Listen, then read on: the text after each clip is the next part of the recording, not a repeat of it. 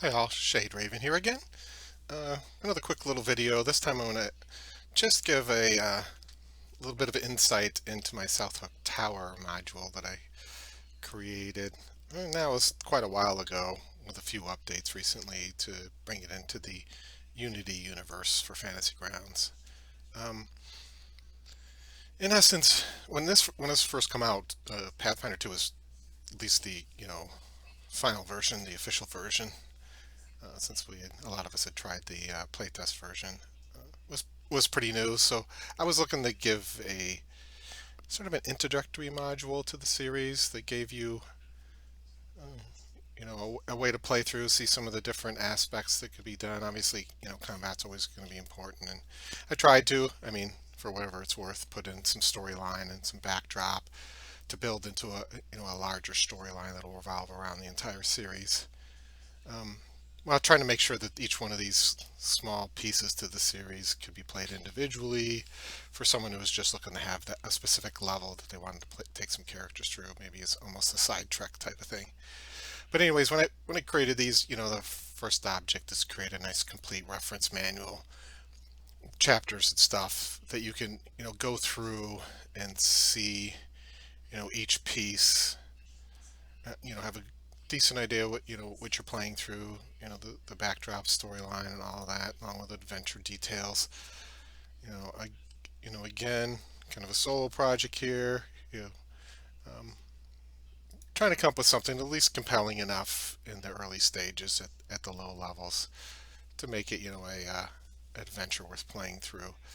The other thing I tried to do, and you'll see that throughout this, is for anyone who gets a chance to play this. And I did, I have thrown it out on the forge for anyone who wants to, you know, for lack, of anything else, show a little appreciation for my work and pay some of those coins to get it. But there's a free version out here, and I wanted to make sure everybody had a chance to get to play this and see what Pathfinder 2 felt like out here.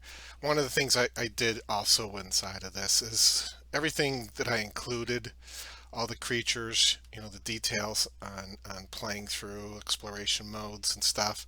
I tried to make sure that this was pretty well self-contained, that you didn't need too much else to play this. And obviously, having the core rule books makes a big difference because for at least the players, you're going to be creating characters and all the automation and character creation and all of that in there is just, to me, sort of essential to be able to play Pathfinder. But for everything else, I was really kind of looking for this to be self-contained, no having to reference anything else, and be able to just get in and see what was in there and be able to play through it.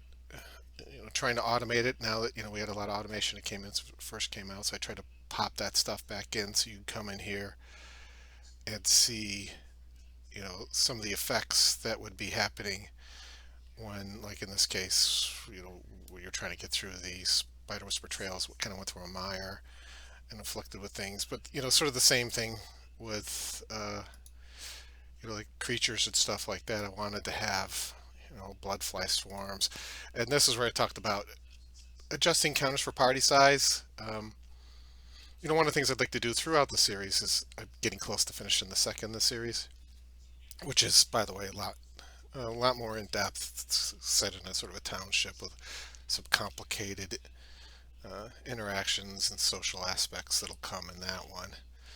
Um, but I wanted to make sure when it came to encounters that I am often playing in my groups with more than four people, but I know sometimes people have smaller groups too. So I try to give some adjustments for each of the encounters and how to, if you came up to one and you can see this is sort of a trivial encounter, some bloodfly swarms, but if you had larger groups, how you might be able to take, you know,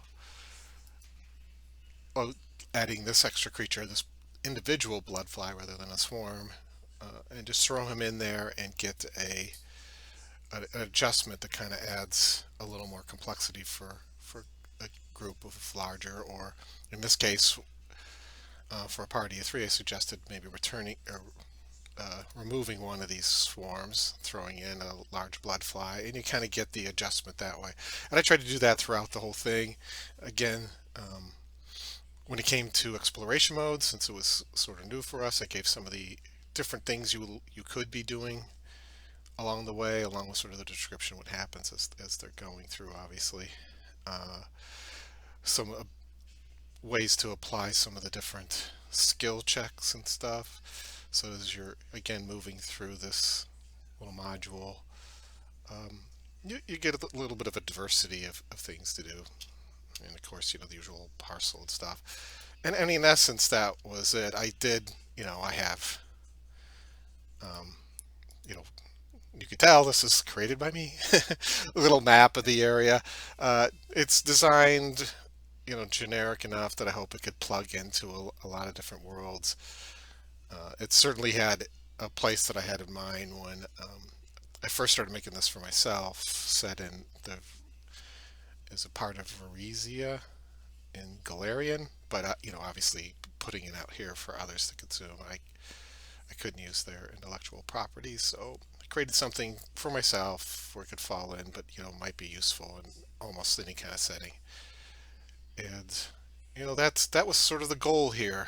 To kind of throw players into this, give them a bunch of different activities and places to visit, explore, see some of the different rules. Maybe to some degree get a little more of a, I'm not necessarily going to say step-by-step approach, but a little more details on what players and stuff might want to do. I even at the beginning, I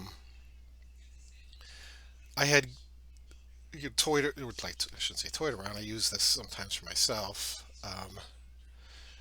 where let's see where I had this.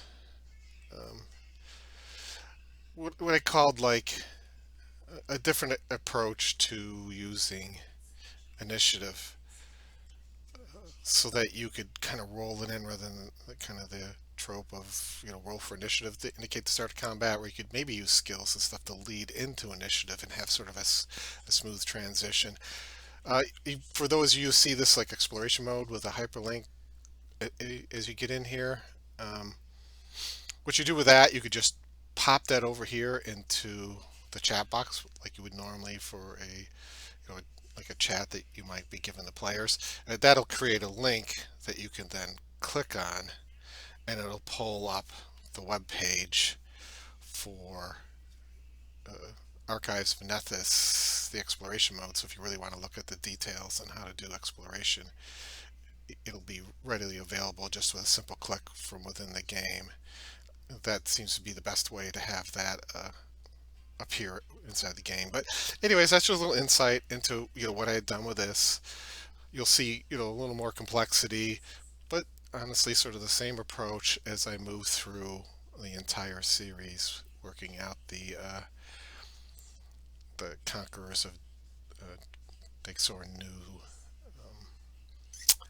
adventure series that I'd kind of come up with, and find out what's really going on behind all these seemingly separate events. But for now, I have that first one out there, and I just want to give it a little bit of a story behind the story, so to speak, and my intentions in there. So for those of you that have played it, whether in the free version, ages ago, or anybody who comes upon it fresh and new now, I certainly hope find some enjoyment out of it. I know it's not the most complicated one that I will be making, or the most complicated one you get out there, but I'd like to think I put a lot into it. It makes it makes a solid collection in anybody's library of Pathfinder 2 adventures. So hope you enjoy it, and I'll catch you next time with the next in the series.